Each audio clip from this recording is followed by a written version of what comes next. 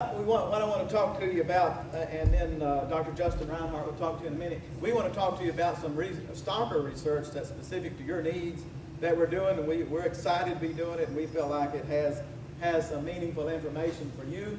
And this is a couple of trials I've done here on trying to look at feeding byproducts, because this is just my opinion, but my opinion is for stalker cattle, we will probably be mostly using forages and byproducts in the future.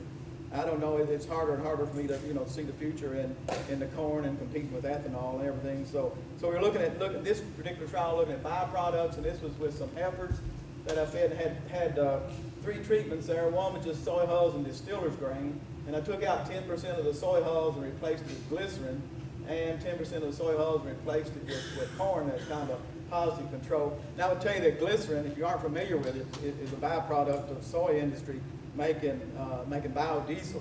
So if you took a bushel of soybeans, it would make I think about 48 pounds of soybean meal, 11 pounds of soy oil, and of that 11 pounds of soy oil, we could make about 1.5 gallons of biodiesel, and we'd have some glycerin left over. Now the important thing about glycerin to remember is it's mostly a sugar, but it's in the process, it has a lot of methanol or wood alcohol, and I learned when I went to college that wasn't the right kind to drink.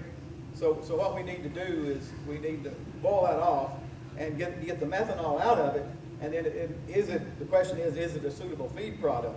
So how much could we get that for? We could get it for 4 or 5 cents a pound, and we found out that we could probably use 10% of our diet from glycerin. So if you could get it for 4 or 5 cents and make 10% of your diet, that would result in a fairly substantial saving. So let's look at this where we had the soy hulls, the glycerin, and the corn, 10% of each one in the respective diet, with 700-pound heifers. Now I will tell you that these heifers were big enough when we started, and they started gaining so much. The first 28 days we fed them ad libitum, and the ones that got glycerin gained 4.73 pounds. They ate slightly more, but not enough at that feed conversion to make up for that difference. So they did better there. All those gains were tremendously good. They ate 24 to 26 pounds of feed. And I didn't tell you, but these were individually fed in Kalen Gate feeders, so we could place in there exactly what they would eat, and we fed them. And everybody always talks to me about, well, cattle won't gain that much, and we were getting them fleshy, but I would say this, and I have to go here quickly, and I'll get off on a tangent. But most of the time, cattle don't gain much because you don't feed them very well. And I know you get tired of hearing that, but you'd be surprised how much they will eat if we feed them fresh feed, and you don't just set a round bale of hay out there and a bunch of them become hay burners instead of going in and eating what you want them to eat. So when we were talking about a tour earlier, we went out through Kansas, and one guy was a good cattle producer, said, I want my cattle to eat because they want it, not because they're hungry. And as cattle producers, always remember that. So that overall, that's what they gained. There was their conversion. We after 28 days, when they're ad libitum, we cut them back to 1.34% of their body weight and slowed it down, and we're fairly similar on restricted intake.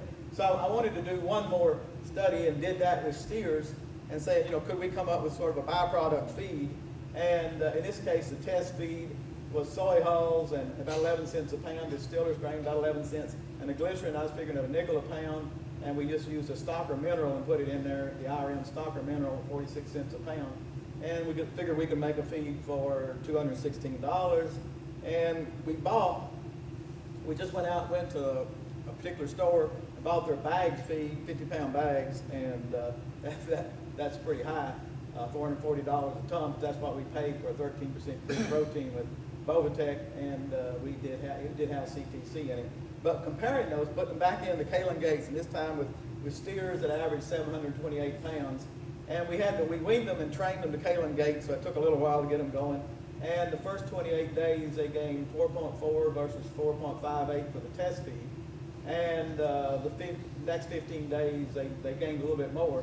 So overall, in day 1 through day 43, 4.5 pounds for the commercial feed, 4.8 for the test feed, for a 3 pound a day difference. Now, average daily feed intake was very similar for these two. It wasn't like the other one, but this was very similar.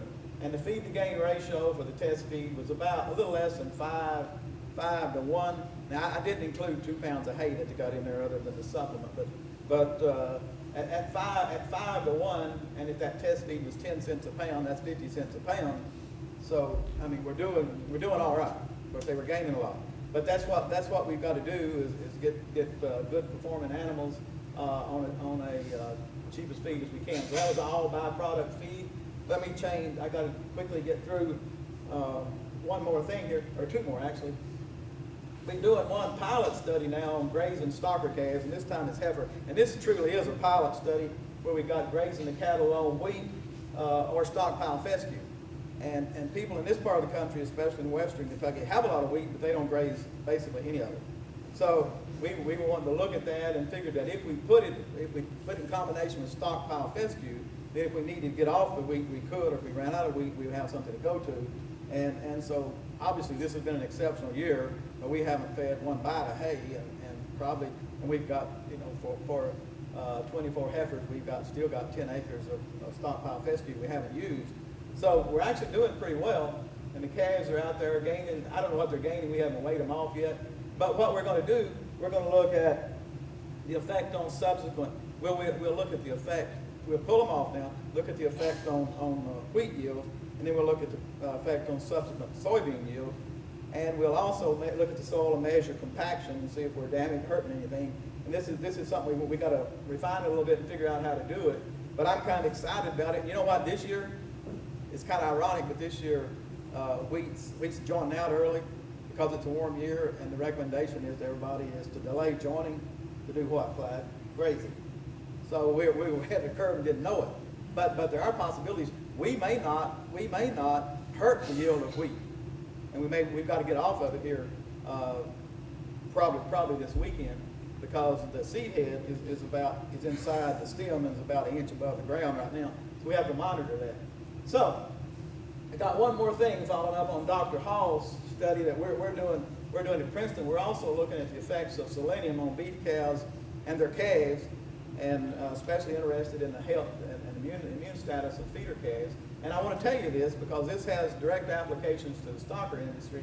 What we've done, to back up just a little bit, is a trial here where we did look at the effect of inorganic selenium, which is sodium selenite, organic, which is the Celplex that Alltech makes, and we wanted to compare those controls. And what we did is, by looking at these, we saw that we could increase the amount of liver over the controls with the inorganic sodium selenite, but even significantly more by using the organic form of selenium, because we were getting what I agree with totally is that's basically in the form of selenomethionine, so it's absorbed as an amino acid, where the other is absorbed differently through the gut wall. So let's look at this again.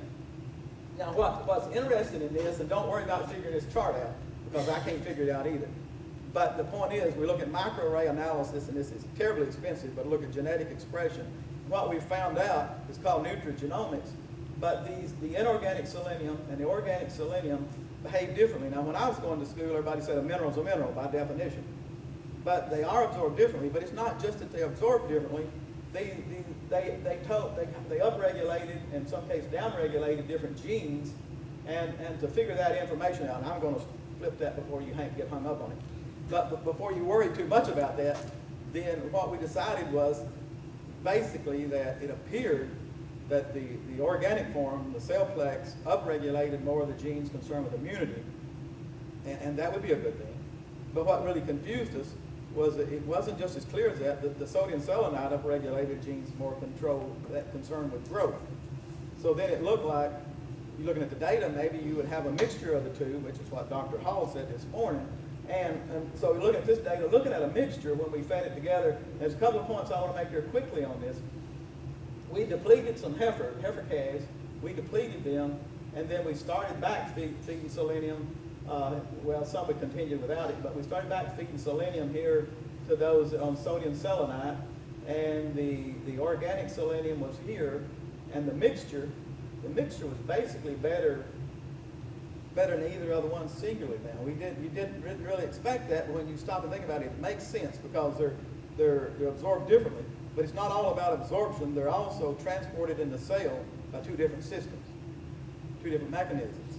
So the recommendation now for us would be, if we really want to build the super calf or the best calf, would be to have a mix of Celplex and a mix of sodium selenite, and that would help. And the point is, what we saw was that if you fed 3 milligrams, by the way, which is the maximum allowable limit of selenium, 3 milligrams per head per day, if we're feeding that and we're still getting deficiencies, like Dr. Hall said, 30%, then there must be something else wrong. Maybe it is about the form, or maybe they're not eating it to start with. There's some of that, and I'll go ahead quickly. But what we're doing now is a trial with cows. This is outside the barn in a different system. We built these outside Kalin gates where the cattle graze on fescue, and they're trained 1 through 24. Cow number 22 has to go right over here and eat out of slot number 22, and they're trained to do that. And they have a little box in there that has their minerals in there. We put that in there a pound at a time when we measure that, and we have the cows eat either on the mix or the organic or the inorganic. And the interesting part of that is, one thing that I want to tell you is we're finding out that mineral intake is horribly erratic. And that's, I guess you could predict that, but we're beginning to see that. Now, the other thing is these calves, we are creep feeding them right now, but the calves get a mineral feeder there that has no selenium in it.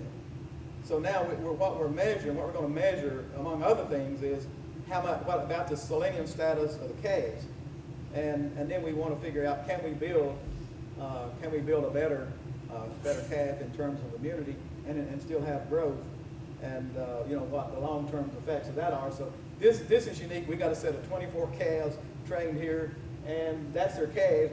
But right now we've just finished breeding them all to the same bull. So we'll take out the genetic variation as much as we can, and then that next calf crop will be the one we're really excited about. So we'll be having, hopefully what we might do then is to give those calves a challenge and see if it makes any difference on their immune response, if the way we handle the cows. And that's kind of where we are.